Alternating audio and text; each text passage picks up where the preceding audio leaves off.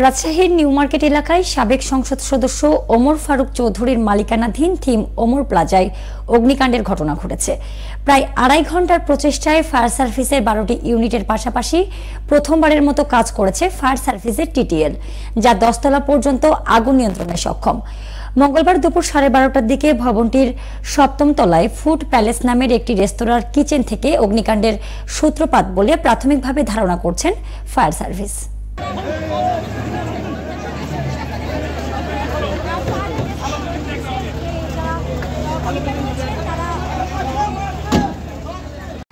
আগুনের ধোঁয়ায় ভেতরে আটকে পড়া ভবনের নিরাপত্তা প্রহরী সহ বেশ কয়েকজন অসুস্থ হয়ে পড়লে তাদেরকে রাজশাহী মেডিকেল কলেজ হাসপাতালে ভর্তি করা হয়।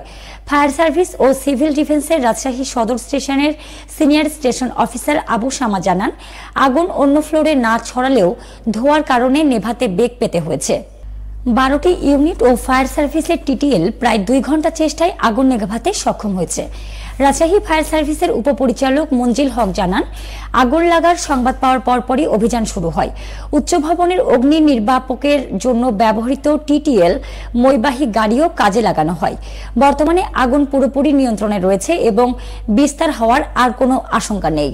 ফায়ার সার্ভিসের পাশাপাশি পুলিশ, সোয়াত এবং সেনাবাহিনীর সদস্যরাও ঘটনাস্থলে উপস্থিত হয়ে নিরাপত্তা নিশ্চিত করেছেন। তবে ক্ষয়ক্ষতির পরিমাণ এখনও নিরূপণ করা সম্ভব হয়নি বলে জানান তিনি। যে ওমর প্লাজায়, রাজশাহী সিটির ভিতরে ওমর প্লাজায় ৮ তলা ভবনের ৬ তলায় অগ্নিকাণ্ড সংঘটিত হয়। ৬ তলা ভবনটি ছিল রেস্টুরেন্ট, যার কারণে আমাদের ধারণা যে রেস্টুরেন্টের গ্যাস থেকে হয়তোবা আগুনটা লাগতে পারে এবং আগুনটা সংবাদ পাওয়ার সঙ্গে সঙ্গে রাজশাহী সদর এবং রাজশাহী ভার্সিটি থেকে আমাদের ক্রমান্বয়ে ১২টা ইউনিট ঘটনাস্থলে চলে আসে এবং আপনারা ইতিমধ্যে দেখেছেন যে আমাদের একটা টিটিএল গাড়ি আছে, অত্যাধুনিক একটা গাড়ি, যা হাইরাইজ ভবনে অগ্নি নির্বাপন উদ্ধার কাজের জন্য অত্যন্ত সহায়ক। সেই গাড়িটা রাজশাহীর আমাদের স্টেশনে আছে, আমরা সেই গাড়িটা নিয়ে এসেছি। এটা গাড়ি সহ আমাদের মোট 12টা ইউনিট ঘটনাস্থলে চলে আসে।